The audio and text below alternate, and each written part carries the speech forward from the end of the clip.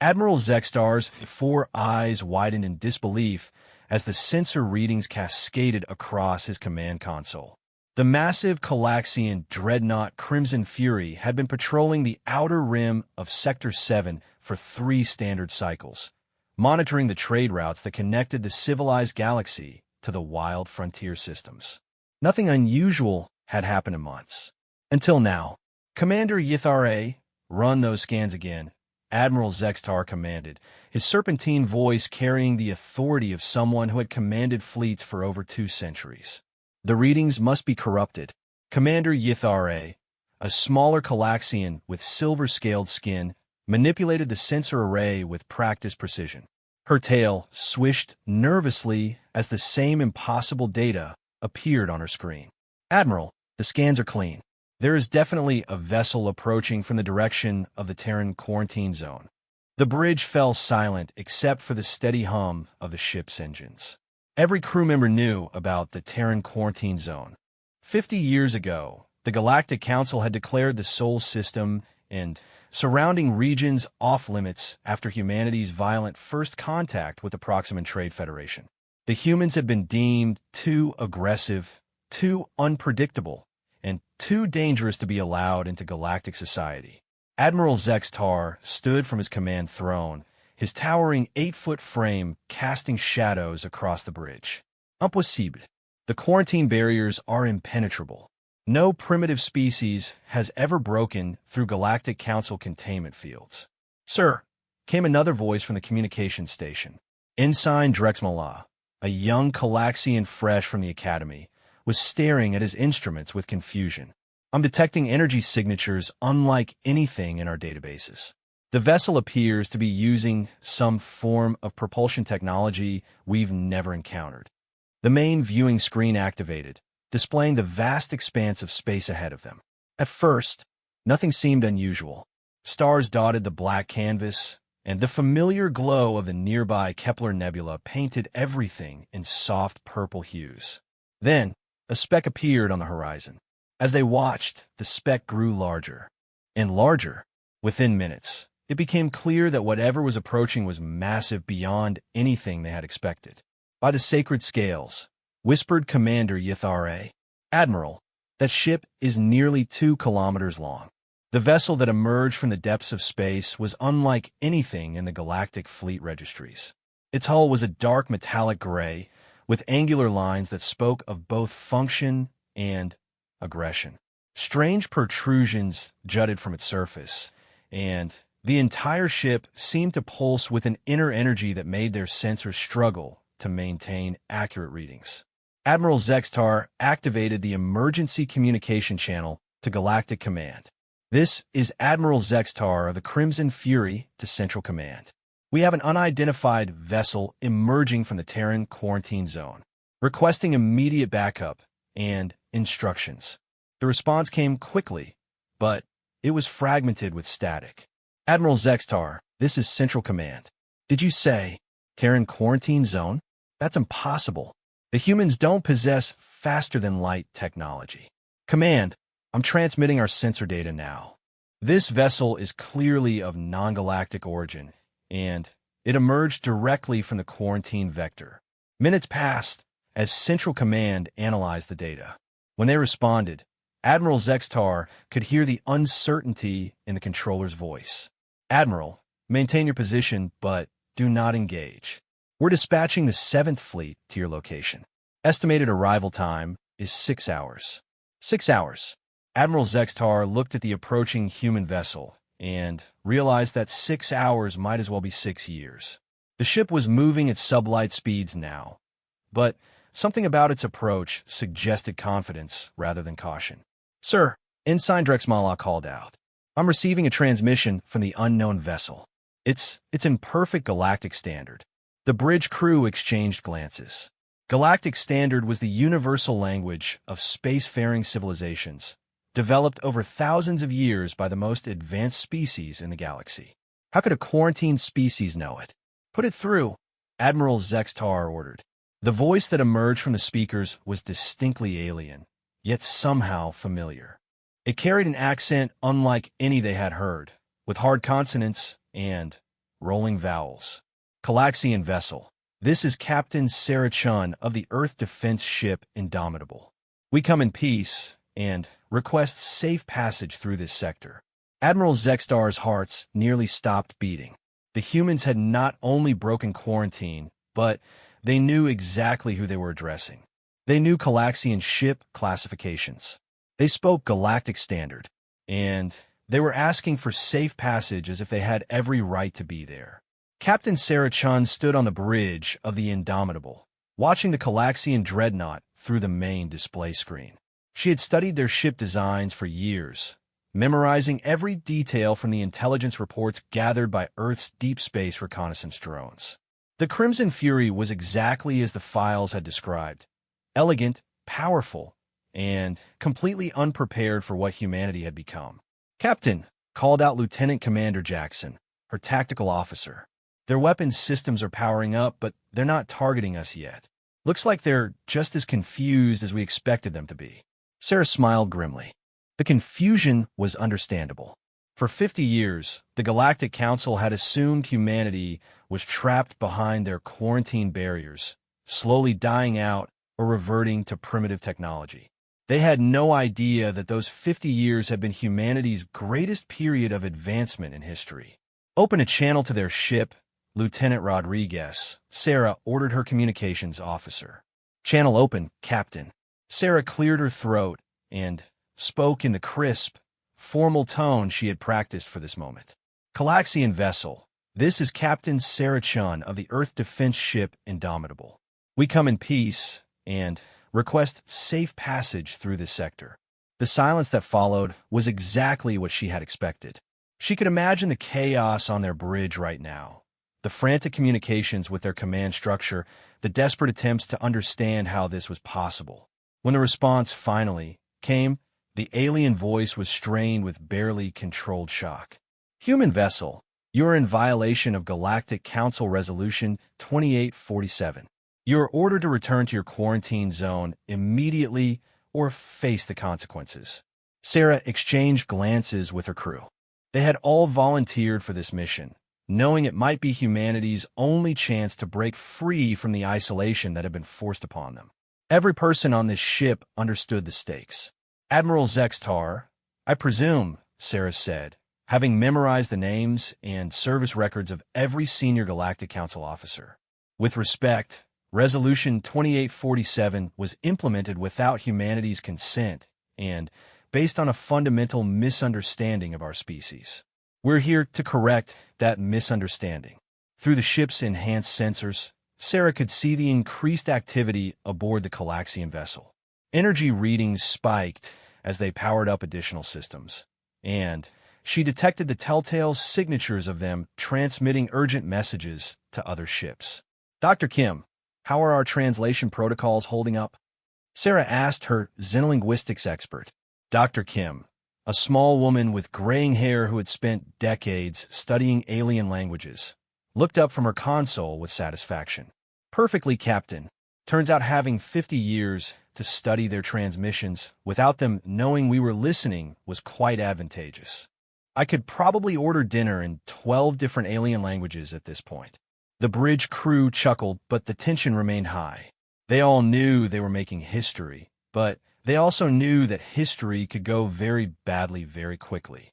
"Captain," Commander Jackson announced, "I'm detecting multiple ships dropping out of hyperspace approximately 6 light hours away. Looks like the cavalry is coming." Sarah nodded. "Right on schedule. Lieutenant Martinez, prepare to execute Protocol 7. Lieutenant Martinez, their navigation officer, confirmed the order. Protocol 7 was something the Galactic Council had never seen before because it relied on technology they didn't know existed. While they had been keeping humanity locked away, Earth scientists had been busy reverse engineering and improving upon everything they could learn from intercepted alien communications. The alien voice came through the speakers again, this time with more authority and less shock. "Human vessel, you will maintain your current position and prepare to be boarded. Any attempt to flee will result in your destruction." Sarah looked around her bridge at the faces of her crew.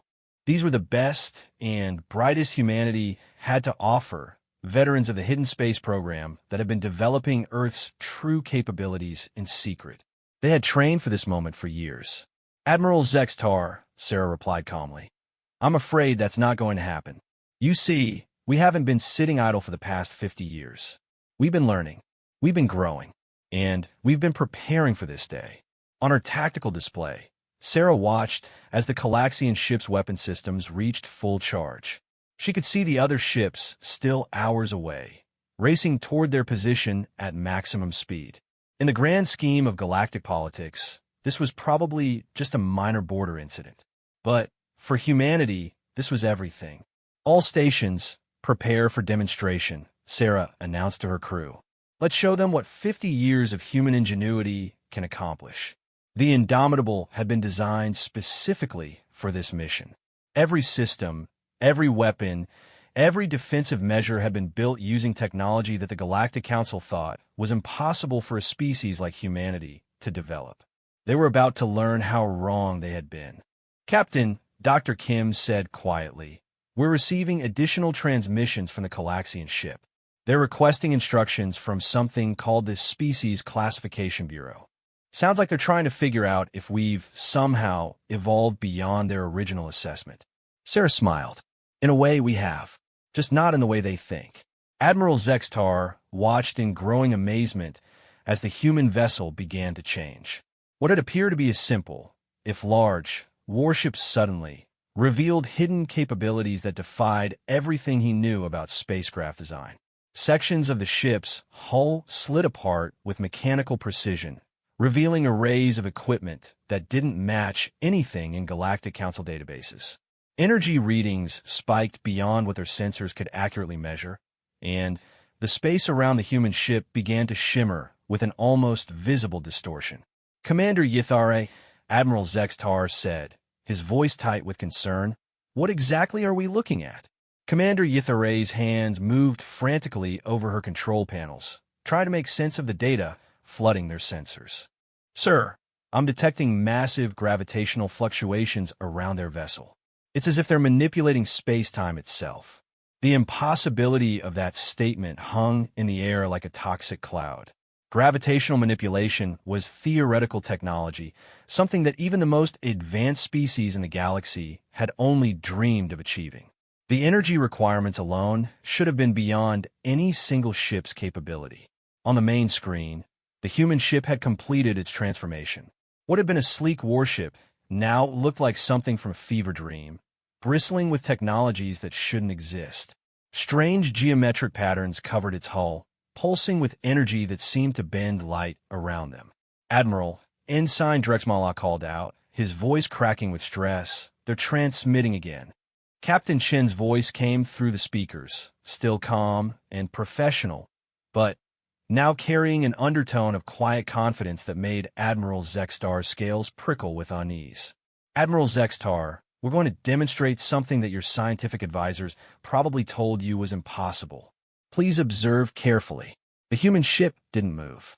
Instead, space around it began to fold. Admiral Zextar had served in the Galactic Fleet for over 2 centuries.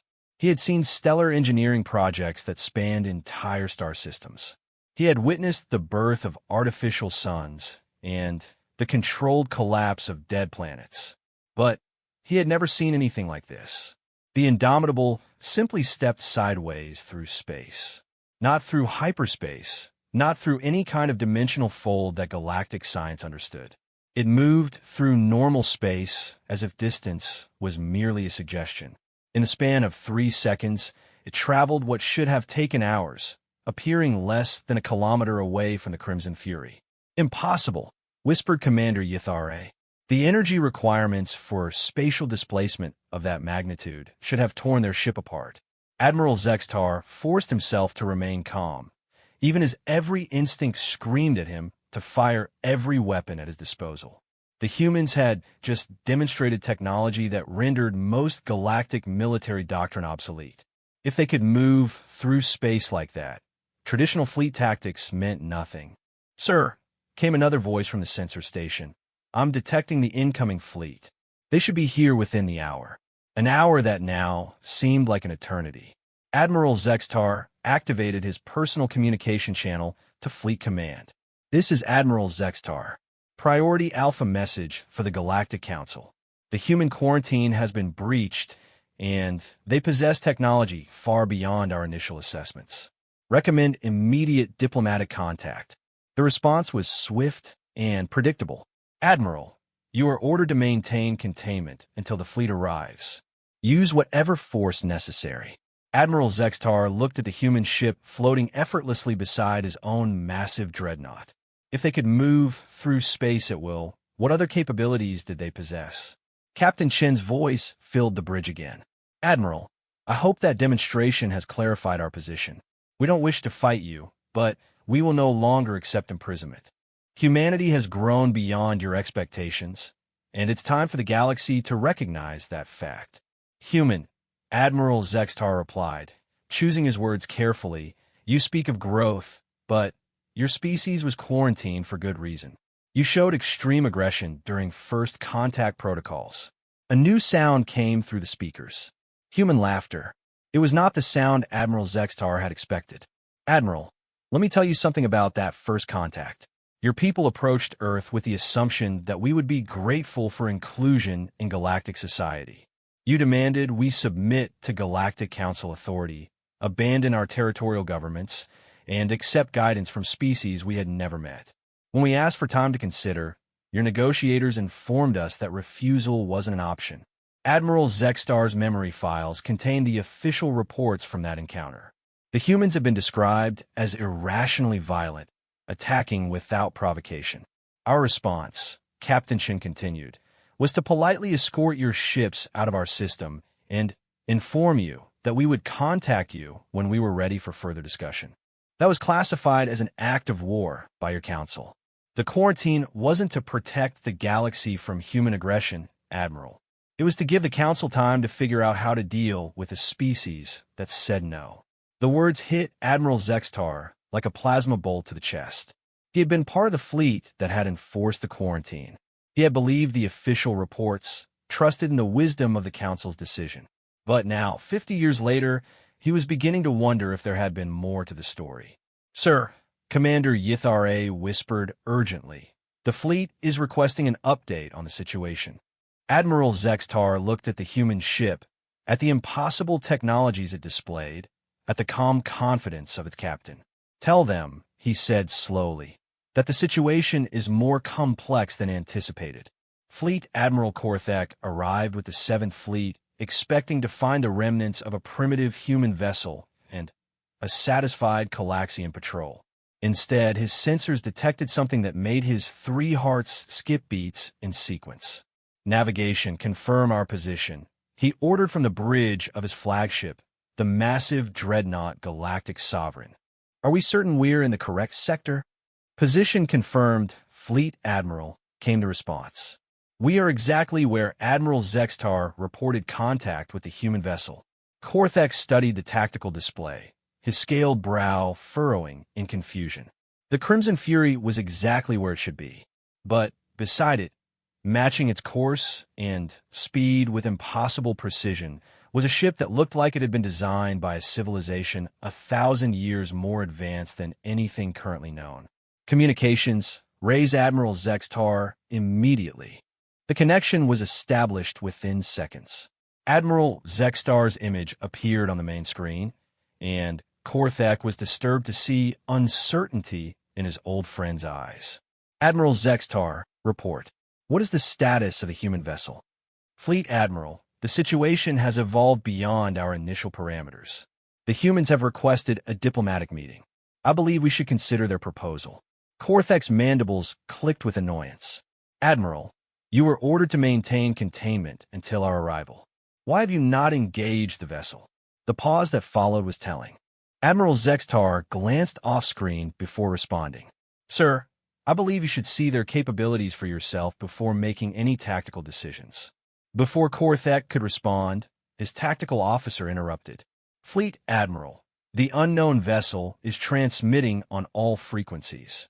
The message is addressed to the commanding officer of the Galactic Fleet. Put it through." Captain Chen's voice filled the bridge of the Galactic Sovereign, carrying the same calm authority that had unnerved Admiral Zextar. Fleet Admiral Korthek, this is Captain Sarachun of the Earth defense ship Indomitable. I understand you've come to enforce humanity's continued quarantine. I'm hoping we can resolve this situation without unnecessary conflict. Korthek's eyes narrowed. How did this human know his name and rank? Human, you are in violation of Galactic Council law. Surrender your vessel immediately or face the consequences. Fleet Admiral, before you commit to that course of action, I'd like to show you something that might change your perspective. On the tactical display, energy readings from the human ship spiked to levels that shouldn't have been possible. The space around the Indomitable began to shimmer, and Korthek watched in amazement as multiple images of the ship appeared throughout his fleet formation. Sir, his tactical officer called out, his voice tight with stress. I'm reading 17. No, 23. The count keeps changing. I can't determine which is the real vessel. Korthek had commanded fleets for 3 decades. He had fought in border wars and suppressed rebellions. He had never encountered technology that could fool military-grade sensors so completely. Fleet Admiral, Captain Chen's voice continued, what you're seeing is a demonstration of holographic projection combined with quantum displacement. Each of those images could be real, or none of them could be.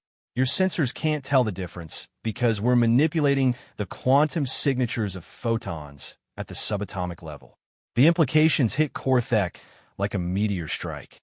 If the humans could create perfect holographic duplicates of their ships, traditional fleet tactics became meaningless. How do you fight an enemy when you can't distinguish between real targets and illusions? Impossible, he muttered, but even as he said it, he knew he was looking at the impossible made real. 30 years ago, Captain Chun continued, that would have been impossible. But you gave us 50 years to work on the problem. 50 years to study your communications, analyze your technology, and develop countermeasures. We used that time well. The multiple images of the human ship suddenly vanished, leaving only one vessel visible. But now Korthek couldn't be certain which one was real. Fleet Admiral, Admiral Zextar's voice came through a private channel. I've been observing them for several hours. Their technological capabilities appear to exceed ours in multiple areas. I recommend we at least hear what they have to say. Korthek studied the tactical situation. His fleet consisted of 50 ships, including some of the most powerful vessels in galactic service. Under normal circumstances, it would be enough firepower to sterilize a planet. But these weren't normal circumstances. Captain Chun, he said finally, what exactly are you proposing? A simple conversation, Fleet Admiral.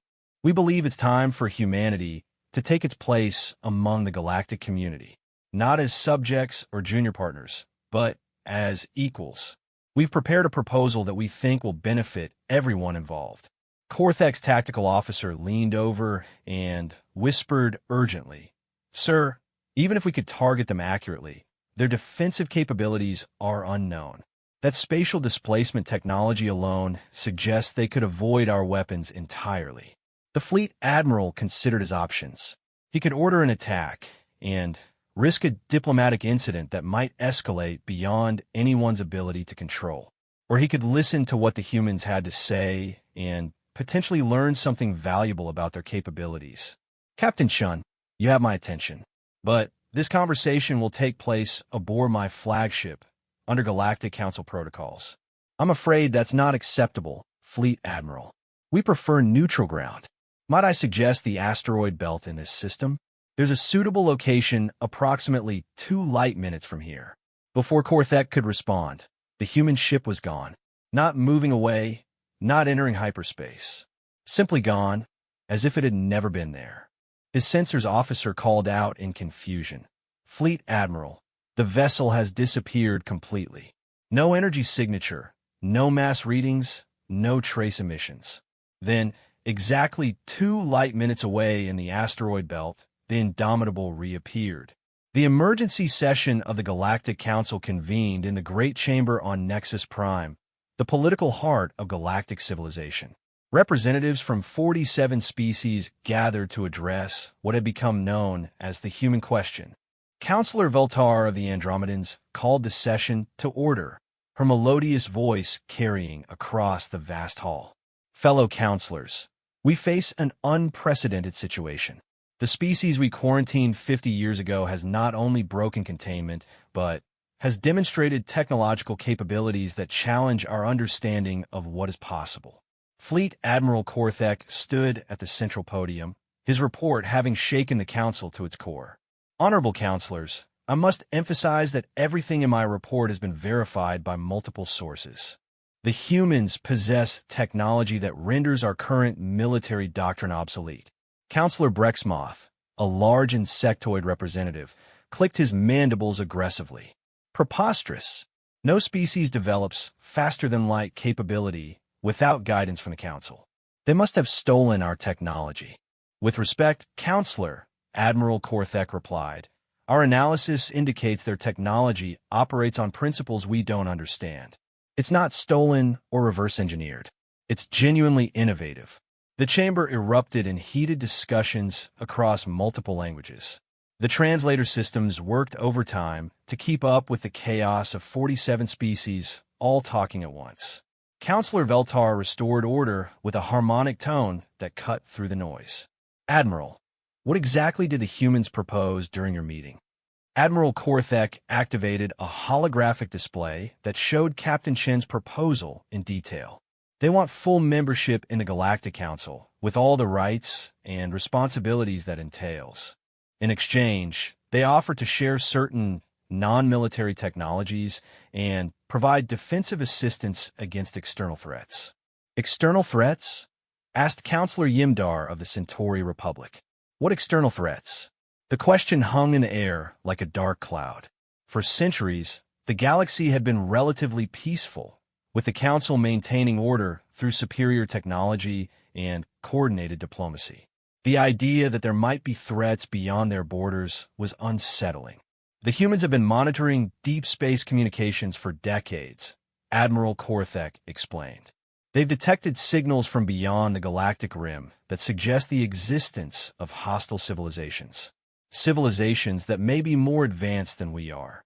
Counselor Brexmoth rose from his seat, his voice carrying the authority of one of the Council's founding members. Even if we accept this ridiculous premise, why should we trust a species that defied quarantine and threatens us with superior weapons? The chamber's main doors opened with a soft hiss, and Captain Sarah Chun walked in, flanked by two other humans in formal military dress. Every head in the chamber turned toward them, and conversations died as the counselors got their first close look at the species that had defied their authority. Honorable counselors, Captain Chin said, her voice carrying clearly through the chamber's acoustics. May I address the question of trust? Counselor Veltar studied the humans with curiosity. Captain Chun, this is highly irregular. The Council has not voted to recognize your species or grant you speaking privileges. With respect, Counselor, we're not asking for recognition. We're informing you that humanity intends to take its place in galactic society, whether the Council approves or not. The question is whether that happens through cooperation or conflict. The bluntness of the statement sent another wave of agitated conversation through the chamber. Several counselors began speaking at once, but Captain Chun continued. 50 years ago, you decided humanity was too dangerous to be allowed freedom. You made that decision based on our refusal to immediately submit to Council authority. Today, we're offering partnership instead of submission. The choice is yours. Counselor Veltar leaned forward. And if we refuse, Captain Chin smiled, but there was no humor in it. Then, humanity will proceed with its own plans for galactic expansion. We'll establish trade relationships with individual species, provide defensive technologies to those who want them, and generally ignore Council authority. Within a decade, you'll find yourselves irrelevant. The chamber fell silent. The implications of that statement were staggering. If humanity could freely move through space and possess technology superior to Council standards, they could indeed bypass galactic governance entirely. Captain, Counselor Yimdar asked quietly, what exactly are humanity's intentions? Counselor, We want what every species wants: security, prosperity, and the freedom to chart our own destiny. We're not interested in conquest or domination. We've seen what happens when one group tries to control others. It never ends well for anyone. Captain Shun activated a small device she carried, and holographic displays appeared throughout the chamber, showing star charts, technological schematics, and data streams that made the counselors gasp with amazement. "This is a sample of what we're offering," she explained. "Medical technologies that could eliminate most known diseases. Energy systems that could power entire star systems without environmental damage. Transportation methods that would make the galaxy smaller and more connected than ever before." Counselor Brexmoth stared at the displays with growing disbelief. "Why would you share such advanced technology?" "Because isolation breeds ignorance, and ignorance breeds fear," Captain Shin replied. "We spent 50 years alone, watching the galaxy from a distance. We learned that diversity of thought and cooperation between different species produces better results than any one group can achieve alone." Admiral Korthek stepped forward. "Counselors, I believe we must seriously consider the human proposal. Their technology could benefit everyone, and their warnings about external threats should not be ignored." Counselor Veltar called for a brief recess to allow the counselors to discuss the situation privately. As the chamber buzzed with urgent conversations in dozens of languages, Captain Shin stood quietly at the podium, waiting for the decision that would determine humanity's place in the galaxy. When the session resumed, Counselor Veltar spoke for the entire council. "Captain Shun, by a vote of 32 to 15, the Galactic Council formally recognizes humanity as a sovereign species and extends an invitation for full membership. Welcome to the galactic community.